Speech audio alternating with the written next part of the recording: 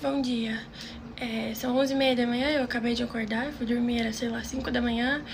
E de madrugada eu expus uma situação que acontece e vem acontecendo desde 2015, 2016 comigo. E eu só tive coragem de falar hoje. Resumidamente, eu venho sendo traída pelo meu ex-namorado desde 2015, 2016. E eu nunca tive coragem de falar porque eu fui moldada a acreditar que tudo isso era culpa minha. Eu achava que o fato de eu ser traída constantemente era culpa minha, porque eu não dava atenção, eu não dava carinho, eu não dava amor, ou eu procurava, porque o fato de eu encontrar significa que eu procurei, porque procura acha. Em 2020 eu saí de casa, tinha acontecido a primeira agressão, eu fui empurrada da escada. E depois disso eu fiquei com um trauma muito grande. E assim, juro por Deus que eu não tô me fazendo de vítima. Eu só tô expondo aqui porque não tem mais o que fazer. Eu fui empurrada da escada, eu fiquei com um trauma absurdo e eu desenvolvi um medo dele. Então eu me isolei, foi meu primeiro momento de isolamento. Eu voltei a jogar meus jogos que eu sempre gostei de jogar, voltei a conversar com amigos que eu sempre conversei quando eu era muito mais nova, e isso causou um afastamento meu e dele dentro de casa e consequentemente fez com que eu me mudasse e fosse morar em São Paulo, em 2020, a primeira vez, no início da pandemia. Depois, a minha dependência emocional e tudo me fez voltar. E eu achava que ia ficar tudo bem e que ia dar tudo certo. Em 2021, ele estava se relacionando com outra pessoa enquanto a gente estava junto. E ele disse que era responsabilidade minha reconquistar ele, porque ele estava confuso, ele não sabia se ele me queria ou queria ela.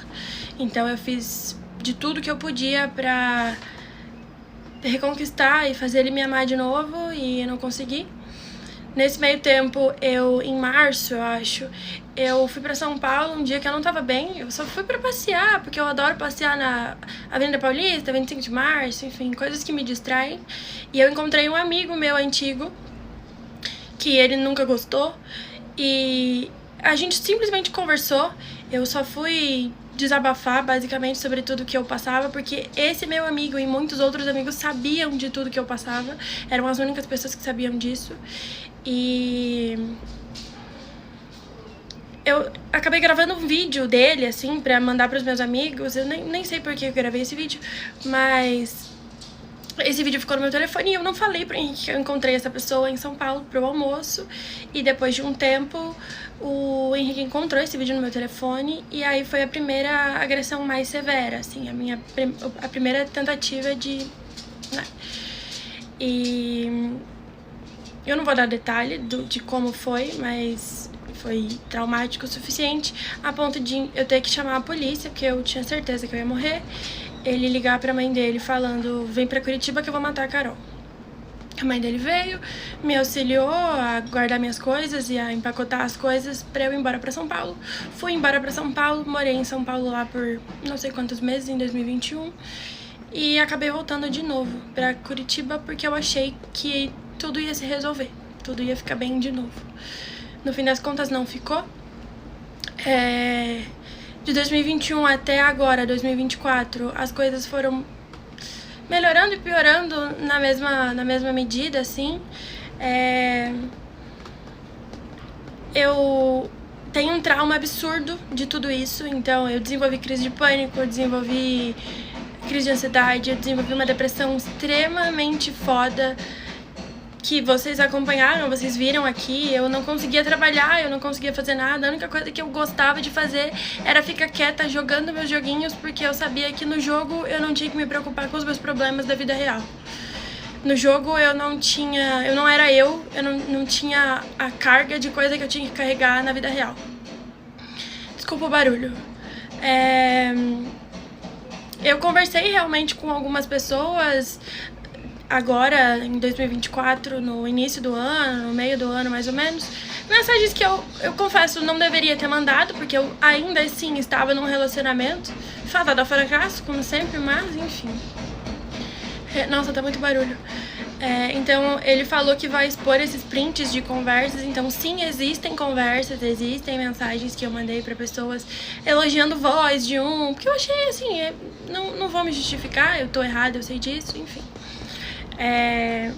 Depois disso, a gente teve mais umas discussões, mais umas brigas, e sempre o argumento era: então vai embora da minha casa, vai embora da minha casa. E eu falei: então tá bom. Num domingo eu falei pra ele, a gente tava almoçando, ele falou: então vai embora, vai embora. Eu falei: então tá bom, é isso que você quer, então tá bom. Eu liguei pro meu pai pra me ajudar, porque ele é a única pessoa da minha família que mora aqui na minha cidade, né? Minha mãe tá morando em outro estado. E o meu pai me ajudou, foi buscar minhas coisas, e nisso o mundo dele desabou, do meu ex-namorado, o mundo dele desabou, ele não parava de chorar, pedindo pra eu ficar, e eu falava que, honestamente, a minha vontade era vir pra cá pra tudo se resolver. Eu acho, não sei, que o problema sempre fui eu, e que a culpa de tudo realmente é minha, e que os meus traumas e as minhas coisas faziam com que o nosso relacionamento não desse certo. Eu vim pra cá, e numa dessas, já fazia, não sei, umas 2, 3 semanas que eu tava aqui, ele veio aqui no meu apartamento, me pediu pra abrir a porta, o portão, né, no caso. Eu falei que não ia abrir, ele conseguiu que algum vizinho abrisse, veio na minha porta e começou de ameaça, falando que se eu não abrisse a porta, ele iria queimar as minhas coisas que ainda estavam na casa dele. Ligaram aqui, desculpa. Eu cedi, eu abri a porta, nisso a gente conversou e eu disse pra ele que eu realmente não queria mais, que não fazia sentido, que eu tava me sentindo bem aqui, querendo ou não, e não achava que ia dar certo, e ele não aceitou isso. Ele quis pegar minha cachorra, eu tenho 2 cachorras, né, atualmente, mas a única que tava aqui na hora era a Pipoca, era a menorzinha. Eu sou extremamente apegada na Pipoca. Ele falou: então a Pipoca é minha. Eu falei: não, eu peguei ela no colo. E ele falou: então, se você não vai me dar Pipoca, eu vou pegar tudo que você precisa. Então ele pegou minha carteira, pegou minha chave da casa dele, pegou meus remédios, que eu tomo remédio controlado.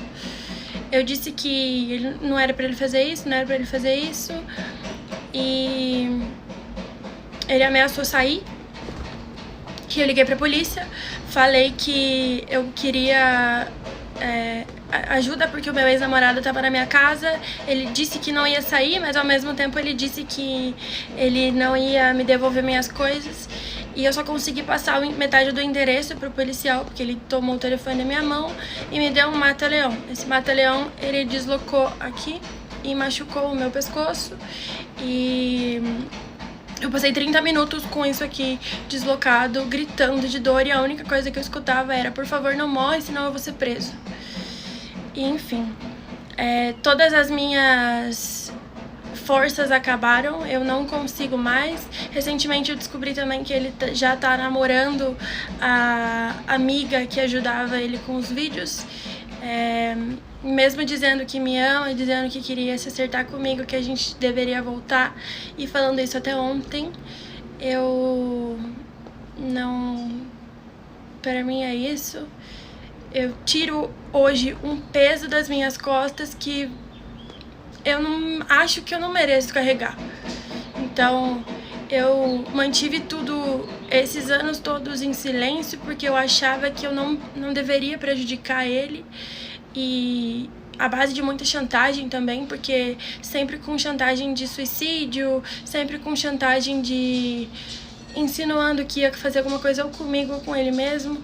Então hoje, como eu falei nos stories de madrugada, eu escolho juntar os meus caquinhos e tentar me reconstruir antes de tentar ajudar alguém. Me desculpa o vídeo longo. Valeu, se cuidem.